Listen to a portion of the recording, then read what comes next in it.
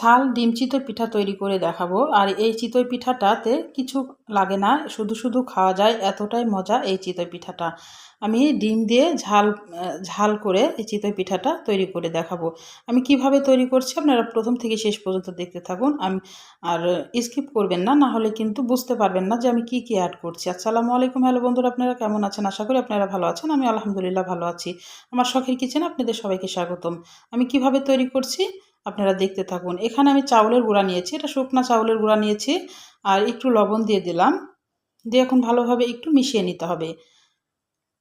আর এখানে আমি কোনো বেকিং সোডা বেকিং পাউডার কিছু ইউজ করব না, কিন্তু সুন্দর ফুলকো ফুলকো হবে চিতইগুলা। আমি কিভাবে আটাটা মাখছি আপনারা দেখতে থাকুন। আমি এখানে কুসুম গরম পানি দিলাম, কুসুম গরম পানি যেন হাতে সহ্য করা যায় এরকম গরম পানি দিয়ে এখন ঠেসে ঠেসে এই ময়দাটাকে মেখে নিতে হবে, চাউলের গুঁড়াটাকে।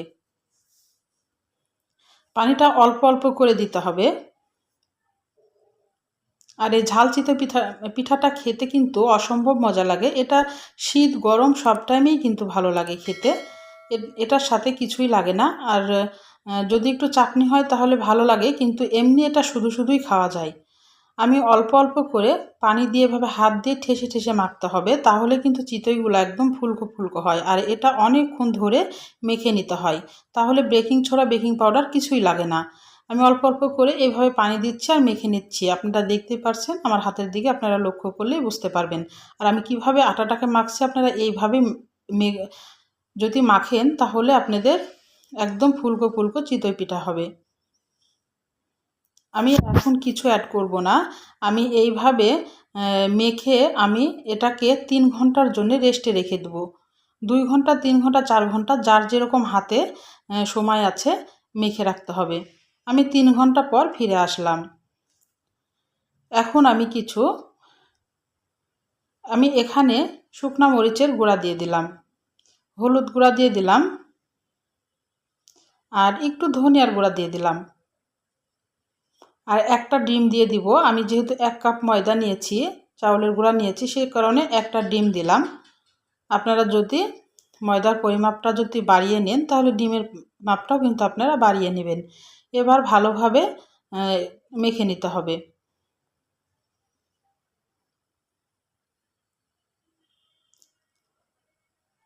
আর পানি লাগলে এই পর্যায়ে আবার পানি দিব। আমি কিন্তু তখন একটু শক্ত করে মেখে 3 ঘন্টা রেস্টে রেখে দিয়েছিলাম।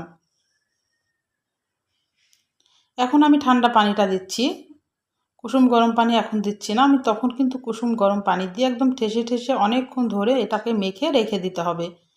তারপরে আমি এবার একটু ধনিয়া পাতা দিয়ে দিলাম।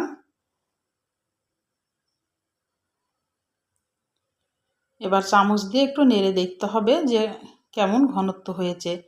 খুব একদম ঘনও করা যাবে না, আবার খুব পাতলাও করা যাবে না, দেখে বুঝতে পারছেন।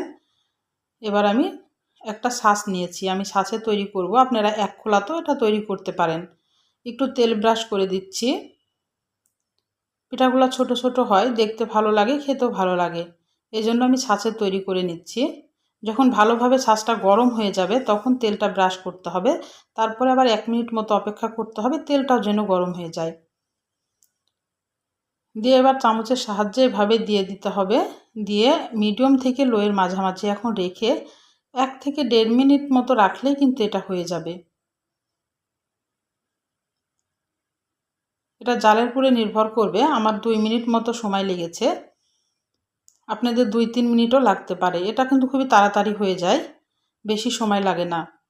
আর দেখে বুঝতে পারছেন এখানে কিন্তু আমি কোনো বেকিং সোডা বেকিং পাউডার কিছু ইউজ করি না, একদম ফুলকো ফুলকো হয়েছে। এটা কিন্তু আটাটা মাখার ভিতরেই কিন্তু এটা কিন্তু ফুলকো হয়। আটাটা খুব অনেকক্ষণ ধরে মেখে নিতে হয়। আর এই ঝাল চিতই পিঠাটা ডিম দিয়ে এতটা মজা লাগে, একবার আপনারা তৈরি করে আমাকে একটা ছোট্ট কমেন্ট করে জানাতে পারেন যে কেমন হয়েছিল।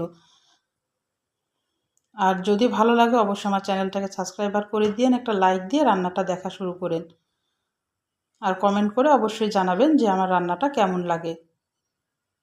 বেশি বেশি করে বন্ধুদের মাঝে শেয়ার করে দিয়েন, আমি এরকম যেন নতুন নতুন রেসিপি আপনাদের মাঝে নিয়ে আসতে পারি। আবার আমি ব্রাশ করে দিলাম, আমি আরেক ব্যাচ দিয়ে দিচ্ছি। এইভাবে একে একে আমি সবগুলা ভেজে নেব।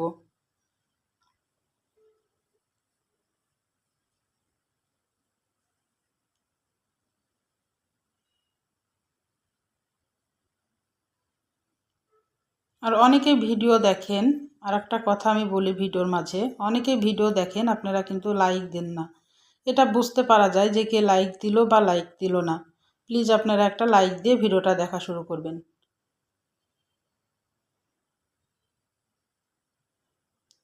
দেখে বুঝতে পারছেন কেমনভাবে ফুলকো ফুলকো হচ্ছে।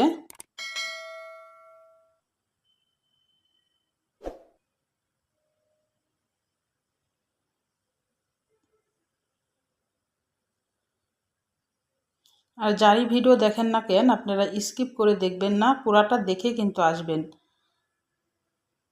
যে এগুলান করেন তারও ক্ষতি হয়, আবার যার সাথে করবেন তারও কিন্তু ক্ষতি হবে।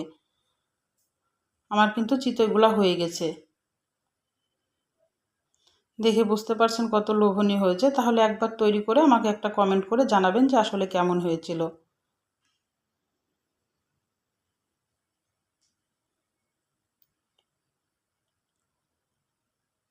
তাহলে আজকের মতো বিদায় নিচ্ছি। আপনারা সুস্থ থাকবেন, ভালো থাকবেন। আবার কোনো নতুন রেসিপির সাথে হাজির হব। আল্লাহ হাফেজ।